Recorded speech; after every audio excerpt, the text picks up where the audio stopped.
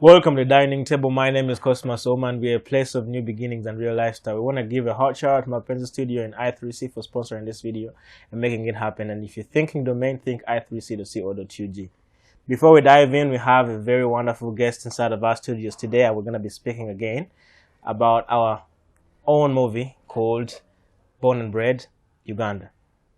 Welcome to our studios, and please introduce yourself. Oh, thank you. Thank you, Cosmas, for having me.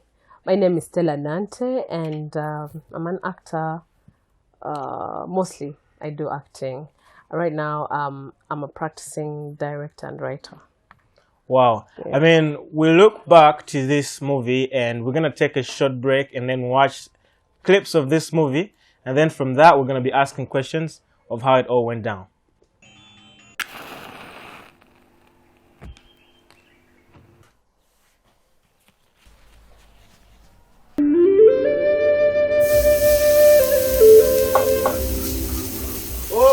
Badde sabonjirenga botero kunjira Mwegele chireka bana mkono seta wantoni chireka 1500 ya 1500 lukumi sikutwala lukumi sikutwala sinaje mtwala sasa ntunda kumajana gaunya coronavirus agekusubi mwana gwe ina kadagala akaonya muoni coronavirus olimba gano majani ga buli jonga manyi laba gwozunga buzunzo lira mukubyo mukama yetaga singa coronavirus ajana akwata chapati ngotwoleza mukaba katonda tosobola kukiriza muntu alina coronavirus muguru fenale kafa abalamu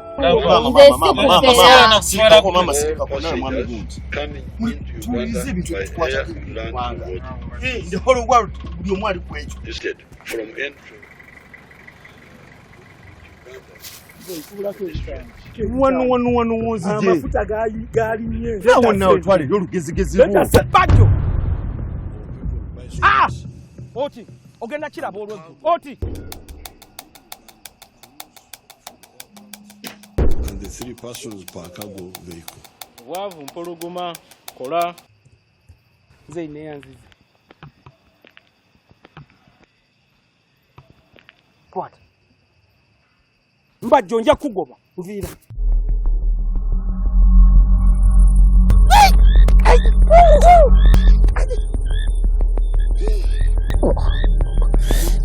Oh, webale mama.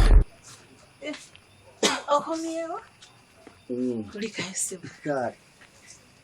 Kulika inyo nga tuyanzize. Yanzize. Amina. Ha.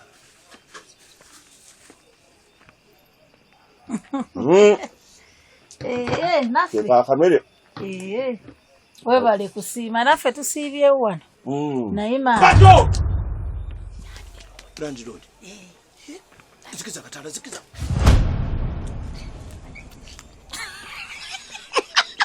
Bawulira. Ekisajjanga kibanja. Oh yeah, of course. Oh boy, you can see how hard it is to be a director when you're a female. Yeah. So speak of the devil himself. We realized the shots that they gave us in the TV show today were about, first of all, Mbajo. Yeah. And then we see some clips in Born and Bred. How did that all come to transition? Well, we first had Mbajo as a short film. Yes. Mbajo was basically for the competition. We came up with the concept as the team of Mapenzi, and we decided to shoot this film. Yes. Yeah, and making that short film was like a beginning to a new adventure. We decided to go deeper into the stories around Kampala and all that, so we made it a series. What is your connection with these people that are in this movie? Surprisingly, when it came to casting, I've acted with most of the people. Yeah, apart from the characters we had as extras. Yes. Those we got from around Ginger and all that. Makes sense. So all these guys, I've acted with them and I know their capabilities, I know their weaknesses. and it was fun working with them. Yeah, when you speak about knowing their weaknesses and their abilities, they also know your abilities. I know. and it ends out to be that you are now directing them. Yeah. So does that come as a blessing in disguise, or it's a sort of a good bad situation because when you act with these people, they know that, oh my gosh, I've acted with this person. Yeah. Now she's directing me to do this. Yeah. If you find someone who doesn't believe in your cause, they actually go, of course. Makes But sense. luckily, we had a very disciplined team and we managed to pull off about 10 episodes now. Whoa. Yeah. That's amazing. Yeah. Why Ginger of all kind of countries and divisions and districts and locations? Yeah, first of all, Ginger is a beautiful place, I must say. Absolutely. It is amazing. It has beautiful locations. If you compare the way you treat your team to how other directors and producers treat you on set, what's the difference? Being a first-time director, they would be like, okay, let's just take a step of faith. Now, other directors are like, grown up and, they're telling you what to do and you're obedient. Yeah. But then here you're with your age mates. Some of them are younger, some of them are older than you. Yeah. And they're like, what is she saying again? Yeah. Something like that. So Makes sense. we just had to deal with the teamwork and get everything done. Do you have moments when you are on your lowest? Sometimes you wake up and, you've woken up on the wrong side of the bed. And then everything is just not working out. There are bad days. Yes. And then there are good days. So on those bad days, I would have my assistant help me out. Yes. And then try to relax and figure everything out. So what is technically your saving grace? What brings you back on track? Because some people go aside and weed up, some people go and smoke, and some people take alcohol or they chew Big G or punch something, break glass.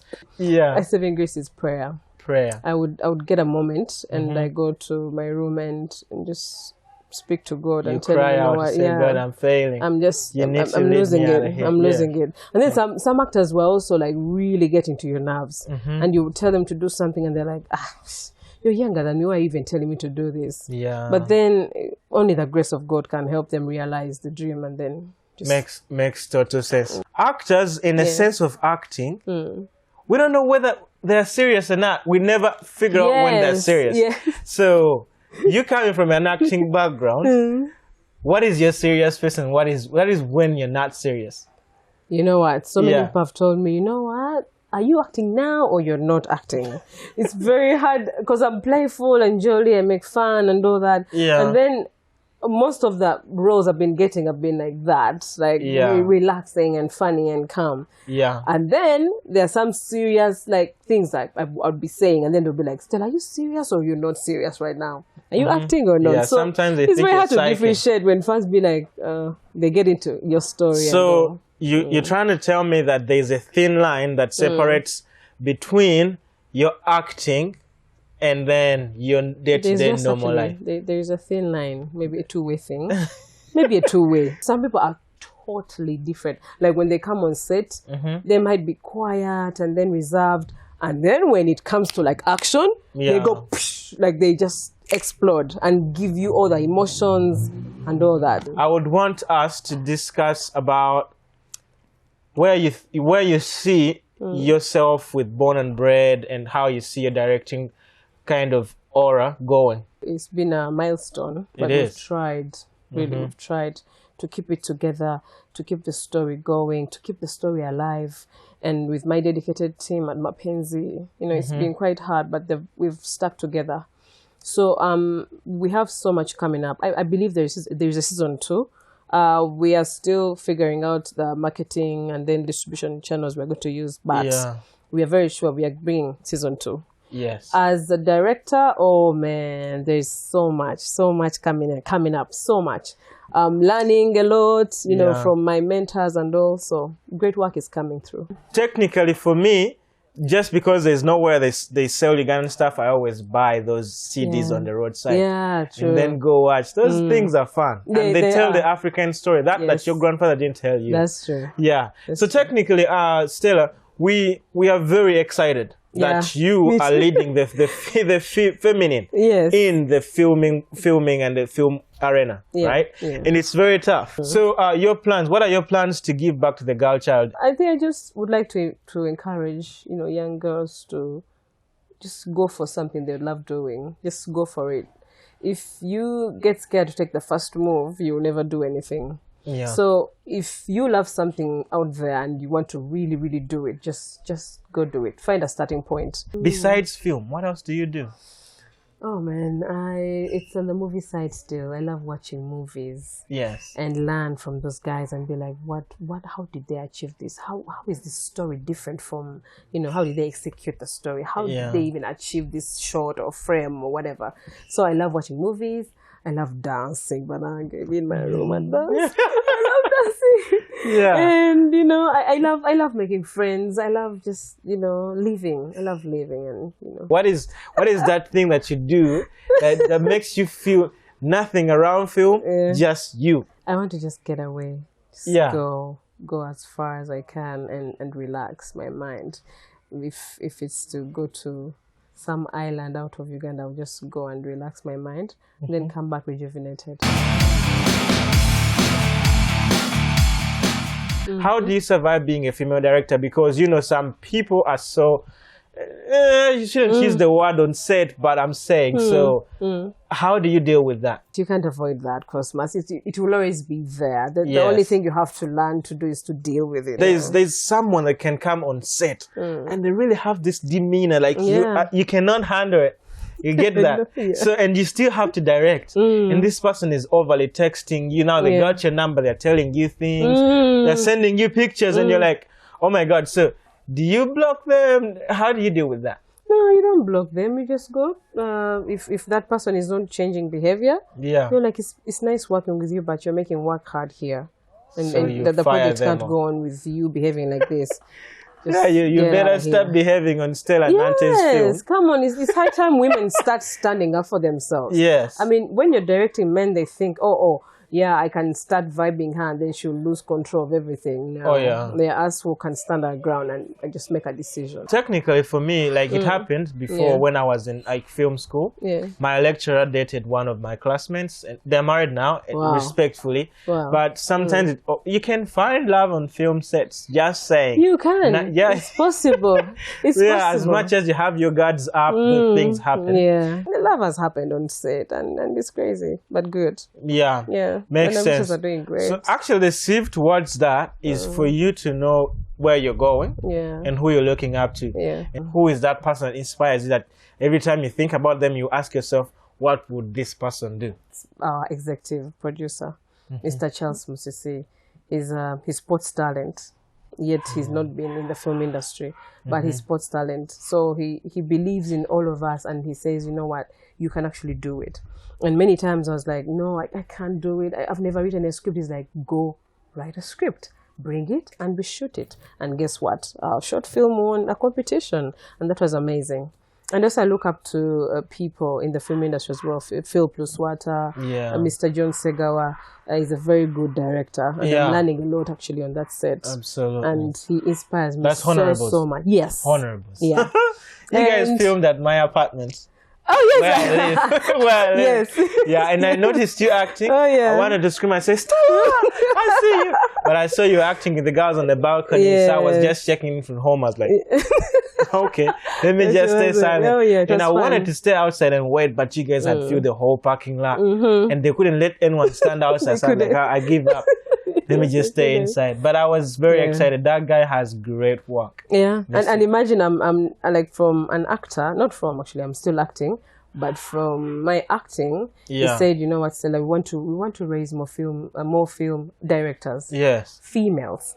Yes. Females in the industry. So I'm going to give you what I can, help you in whatever way I can, and then you can carry on the gift to another person. Yeah. So I'm now the assistant director on set, and I'm proud to up be top, that, girl. This is girl power. We have our own from Mapenzi Media, also cruising, rubbing shoulders with people from the other side of the river.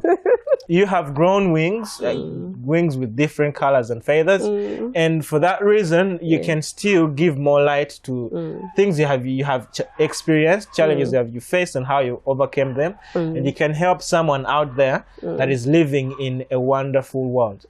Yeah, because wonder means you wonder. I never seen it. Yes. Well, I believe sometimes you can't know what you're capable of until you try it. Someone might be afraid to try something new, and something new sometimes scares us. You're like, oh my God, but it's new. How can I even handle this? I'm used to the ordinary. I'm used to the normal. But hey, when something new comes your way, try it. It might be your thing. It can become your thing. Yeah. So I was afraid actually to write a script.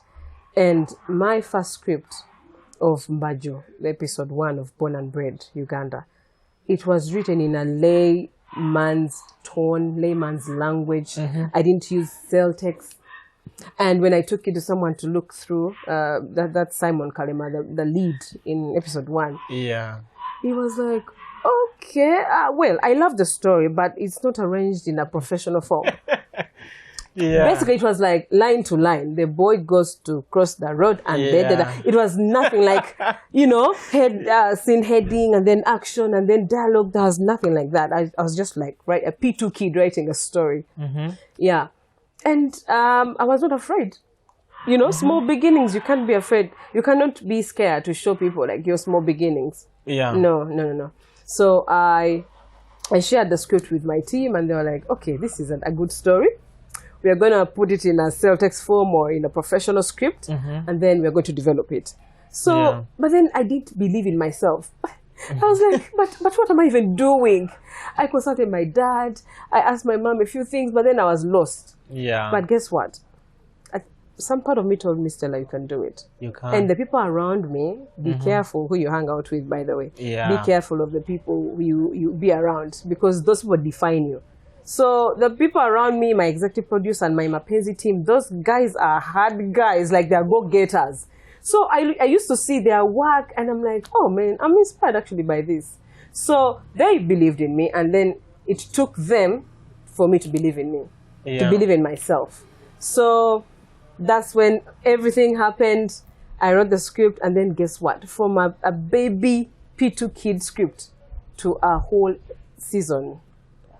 Here I am, and it just took a step of faith. Isn't that wonderful? You can never see what is the other side of the river until you are there. Exactly. As much as they say it's scary, try it out for your own self. Actually, it's very funny and amazing how people name their TV shows. First of all, you named it Mbajo. I don't know why, but it is. And then now we have Born and Bred. Where do you get all this knowledge and titles and all these namings? The first episode was called Mbajo. Yes. And it was inspired by someone I know. He's my big brother. And is he called Mbajo? Yes. I wanted to incorporate the real, now let's go down to Kampala now. Kampala itself. The real Kampala. If someone says, you're going downtown, the first thing that comes to your mind is noise, then traffic, theft, bad people and good people. People selling stuff on the street. There's just too much activity going on. Now, we looked at also the survival stories of these people. Yes. Be it the middle class, the low class, the high-end class. Yeah, the younger boys. Exactly, we wanted to bring real-life survival stories of the people in Kampala to you people. And so we got a team that was very, very committed, and we managed to pull it off like that. Yeah, so technically that was Mbajo that gave birth to Born and Bred. Yes. But then where does the name Born and Bred Africa come in? Born and Bred. Mbajo was taking us through Kampala, and then now wanted to make it broader by getting everyone involved, everyone's story. Mbajo is not the only low-income earner or low-class guy we have. There are other categories of people who do funny things, crazy things to survive. Even the high-end people you admire driving expensive cars, they also have their hustle going on. Maybe family or work or that. So we wanted to just make it broader and bring everything home. I want you to give us 5 things you are proud of in the film industry, Uganda. Well, I love the stories that we tell. The stories that we tell. We haven't gone off course. Okay, that's 1. 2? I love the zeal, man. The zeal of actors. They throw their body. They call it in the Ugandan language. They say will have no food on set. They will have no water on set, but they'll be like, guys, believe in me, man. If this movie makes money, I will call you guys. Just come and help me. Team spirit. And then you find lots of people there helping this guy out, making a film, fulfilling a dream. Yes. Oh, that's zeal amazing. Is way up there. Number 3. Number 3. I love the fact that more young filmmakers are coming up. Yes. and actors. That's true. So many are joining. So Yeah. we are happy. You know, let them come and we train them and then we get going. Okay, number 4. Yeah. Well, these television stations have come up and they're showing our stuff, Yeah, our local Power Magic. dramas. Yes, Power Magic, and other television stations are also like copying Power Magic. Like let's Top show TV. Ugandan content. Yes, Yeah, Top let's TV. just get Ugandan content on, and then people appreciate it. So I love that. Where are you taking us season 2? We believe season 2, wherever we shall be, we're not going to shoot from one location like you. We're going to be showing you the beauty of Uganda, and we're going to be going to different parts of Uganda.